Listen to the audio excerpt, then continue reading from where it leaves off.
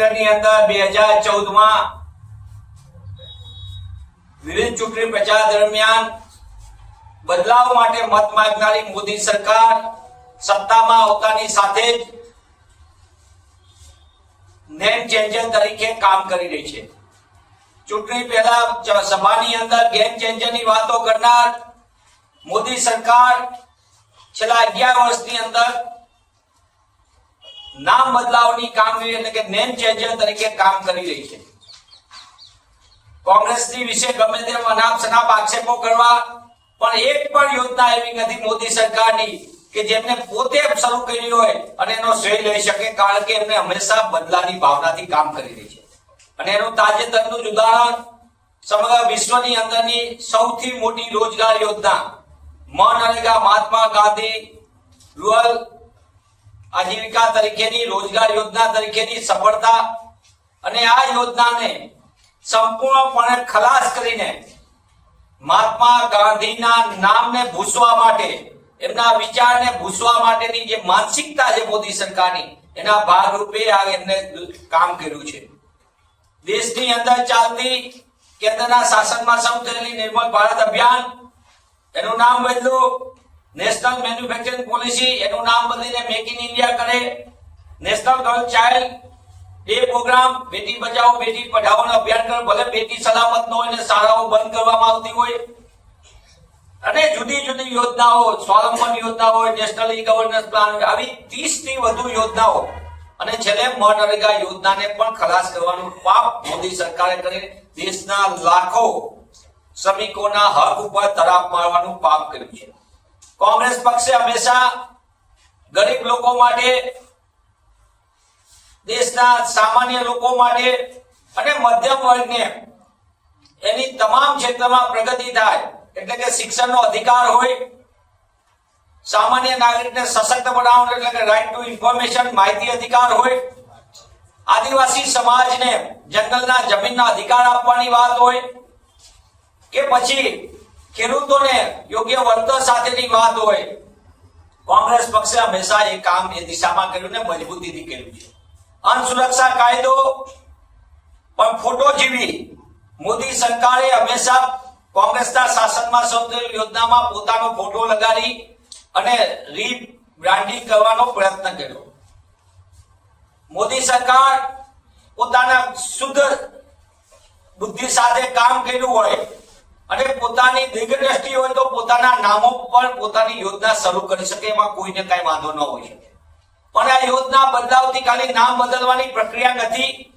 આના કારણે ધારો કે મનરેગા યોજના સંપૂર્ણ કાનૂન આધારિત રોજગાર યોજના, 100 દિવસની રોજગાર, ભાજપા સરકારે છેલ્લા 10 વર્ષની અંદર મનરેગા યોજનાને તોડી નાખવા માટે, એને સંપૂર્ણ ઢીલી પોચી કરી નાખવા, કમજોર કરવા માટે 42 દિવસથી 46 દિવસનો જ રોજગાર મળે તેવી અવ્યવસ્થાને અરાજકતા ઉભી, 100 દિવસ રોજગાર આપવાનો, એટલે કે માણસ માગે ત્યારે રોજગાર આપવાનો, ડિમાન્ડ ડ્રિવન।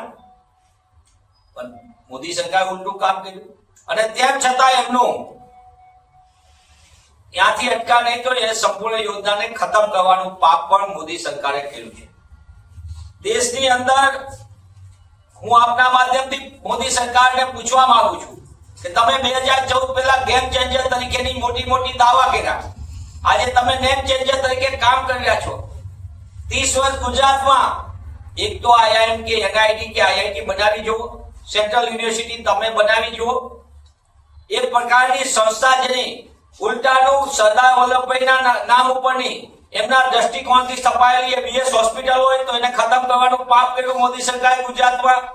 સ્ટેડિયમની અંદર સરદાર સાહેબનું નામ બદલવાનું કરીને પોતાનું ખુદનું નામ લખી નાખ્યું, અને આ રીતે અનેક ઐતિહાસિક યોજના જેમ કે મહાત્મા ગાંધીના વિદ્યાપીઠ હોય કે આશ્રમ હોય, એને પણ તોડી નાખવાનું આધુનિકરણના નામે પાપ કર્યું હોય તો મોદી સરકારે।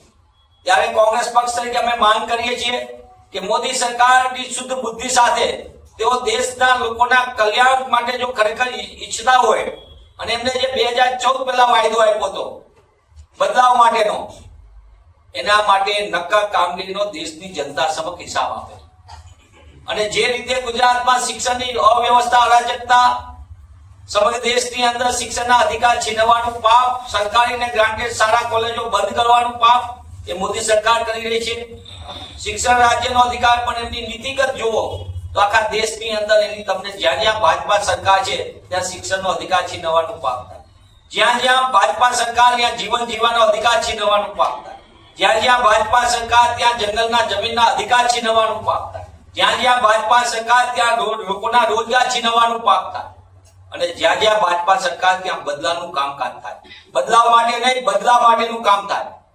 આ એમનું અસલી ચાલ ચલન ચરિત્ર ને ચહેરો આપની સમક્ષ મૂકી રહ્યો છું. હું પુનઃ એ કહું છું કે ભાજપા સરકાર આ નામ બદલવાના કારણે દેશની તિજોરી ઉપર એક યોજનામાં ખાલી એક યોજનાની અંદર નામ બદલવાના કારણે ઓછામાં ઓછું 5,000 કરોડ રૂપિયા સરકારી તિજોરી ઉપર ભાર પડશે.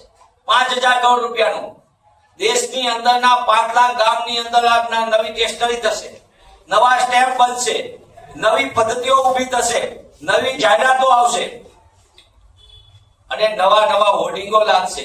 એનું બ્રાન્ડિંગ કરવા માટેનો ખર્ચ થશે અને મોદી સાહેબના કટઆઉટ લાગવા માટેનો ખર્ચ થશે.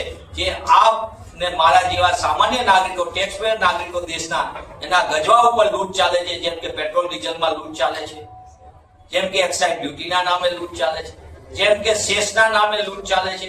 અને આ દેશમાં ચાલતી લૂંટના લાભાર્થી કોણ છે? એમના ચહેતા ઉદ્યોગપતિઓ. એટલા માટે હું પુનઃ કહું છું કે મોદી સરકારને થોડી પણ શરમ હોય. એમની ઉલટી ગિનતી શરૂ થઈ ગઈ છે. એમની ઉલટી ગિનતીમાં એ તાત્કાલિકપણે જે વચન એમને 2014માં સત્તામાં આવવા માટે કર્યું હતું ગેમ ચેન્જર તરીકેનું, એ દિશામાં નક્કર કામગીરી કરે અને નેટ ચેન્જર માંથી તેઓ બહાર આવે.